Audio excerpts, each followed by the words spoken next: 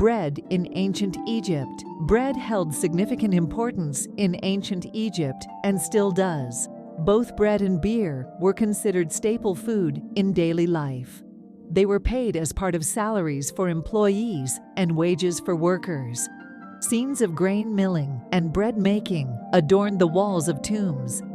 Grains were stored in various sized granaries, and grains were taken from those granaries, weighed, then moved, initiating the first step, which is grain milling.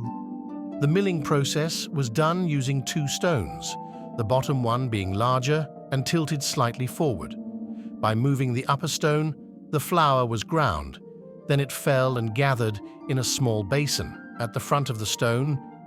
In the Old Kingdom, the stone was placed on the ground, and the person grinding would kneel in front of it with her hair covered with a band. In the Middle Kingdom, this stone was placed on a slightly elevated base, allowing the grinder to work while standing. This process evolved into two symmetrical round stones that, when rubbed together, ground the grains, eventually becoming what is now used in rural areas, known as the millstone. There was another servant next to the one grinding the grains, responsible for sifting the flour, and the coarse flour would be ground again. Then comes the role of the bakers, where they knead the flour in a large pot, cut it into pieces of various sizes, shape it into bread, whether round or rectangular, and then bake it.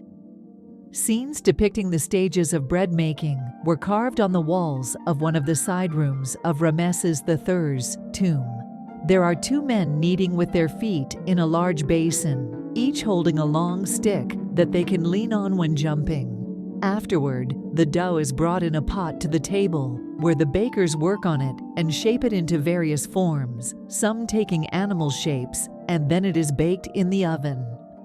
And that's how you got to know how bread was made in ancient Egypt.